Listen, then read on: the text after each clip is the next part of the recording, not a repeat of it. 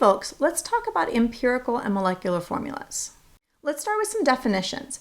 A molecular formula tells you the actual ratio of elements in a molecule or in a compound.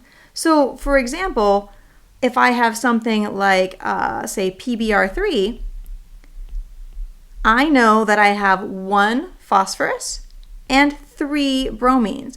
And so my ratio is 1 to 3. And this formula we've been writing, this PBr3, that's my molecular formula.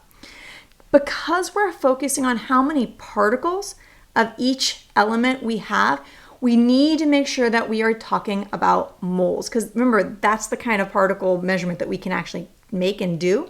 And so when we are talking about all of these calculations that are going to follow, we'll be using moles, so that we know we're counting the number of particles and not getting confused with something that might not be consistent.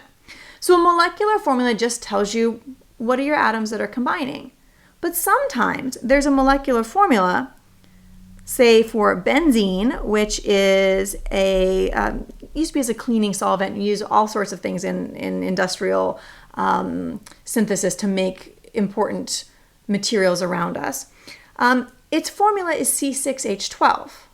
Well, that's a 6 to 12 ratio. That's the actual ratio of atoms. But you'll notice that's not the simplest whole number ratio. The simplest whole number ratio for this, a 6 to 12 ratio, that's 1 to 2. And so a 1 to 2 ratio is the simplest whole number ratio, and that's what's called your empirical formula. Your empirical formula is the simplest whole number ratio. For PBr3, it's the same. You can't get any simpler than 1 to 3. But for something like C6H12, you do have a simpler empirical formula. We're still talking about number of particles, but we definitely have some alternatives. So for example, one more, if I had H2N2O2 as my molecular formula, this 2 to 2 to 2 ratio, that's a 1 to 1 to 1 ratio. And so your empirical formula may or may not be the same as your molecular formula, but they're always multiples of one another. Let's talk about how we can actually figure out these empirical formulas. So we did a little bit of this with Avogadro's hypothesis work where we had our boxes of gases, and that works great for a gas because we knew that for every volume of gas I had the same number of particles. But what if I don't want to do gases? I need to be a little broader here. And so this is where we're going to tack into this idea of molar mass that we just met a couple days ago, and we're going to pull it together and combine it into a useful broad spectrum process to determine these empirical and molecular formulas. Here's the process. You need to figure out how many grams of each element you have in a particular sample. Now, for us, in general, we're either going to measure these directly in lab or you're going to be told them in a problem. There are all sorts of tools and devices out there for professional chemists to use that allow them to determine this information, grams of each element that you have present in a sample. Once you know grams, we can't compare grams directly because different atoms weigh different amounts because they're different sizes. So that's not comparing our particles. You have to convert from grams of each element to moles of each element. And as we talked about, you're going to use your molar mass in order to do this. And the abbreviation for molar mass is MM because molar mass. So you use your molar mass to make that conversion. Once you know moles of each element, then you're going to find that smallest whole number ratio. So we'll find our ratio of elements. And this we'll do just by dividing by the smallest number of moles, so from the previous step. This information tells me my empirical formula. From here, maybe I'm done, maybe the problem only asks for the empirical formula. If I want to know the molecular formula, I will then have to compare this to the actual known molar mass of the compound. Again, we have tools that can allow us to find this information, but we will compare the ratio of elements to the known molar mass. Let me show you how this works. It's a little steppy, but it's not actually that scary. So let's take caproic acid, and incidentally, this is what makes smelly socks smell. So this is the odor of smelly socks. It's made of carbon, hydrogen, and oxygen. And so let's say you've done an analysis and you've got a 0.225 gram sample. And it contains 0.140 grams of carbon and 0.0235 grams of hydrogen.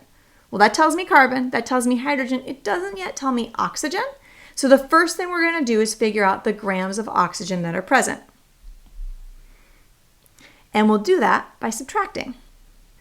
Okay, now I know the mass of all the different pieces. And so from here, we're going to take the grams of each element and we're going to convert to moles.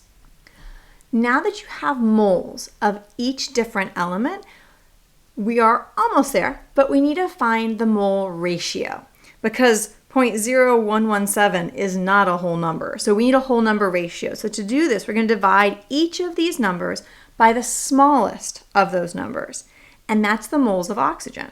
So I'm going to divide everything by 0.00384. And when I do that, I find that I have 3 moles of carbon, 6 moles of hydrogen, and 1 mole of oxygen because I've divided each of those numbers by that smallest value. Well, now I have a small whole number ratio. And so this gives me an empirical formula of C3H6O. There's my empirical formula. So if the question just asked for empirical formula, I would be done. But in this case, the last part of this, so I can show you the whole process, is to determine the molecular formula.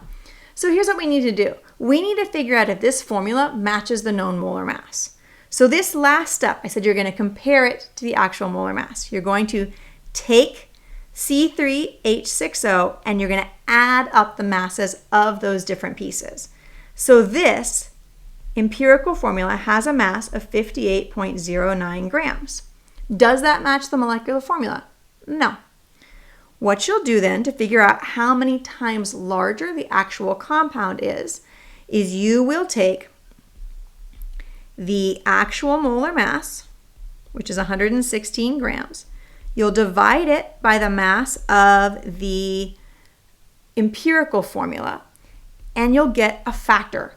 So this tells you how many times larger the actual compound is.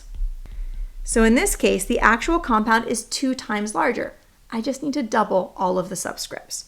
And so I'll take the C3H6O, multiply each subscript by 2, and I get C6H12O2 for my molecular formula. So a little steppy, but just do a quick recap here. Find grams of every element. Convert from grams to moles. Divide by the smallest number of moles to get to a whole number ratio. That's your empirical formula. And then if you need to find a molecular formula, you will compare the actual molar mass to the mass of that empirical formula to see how many times larger the actual molecule is.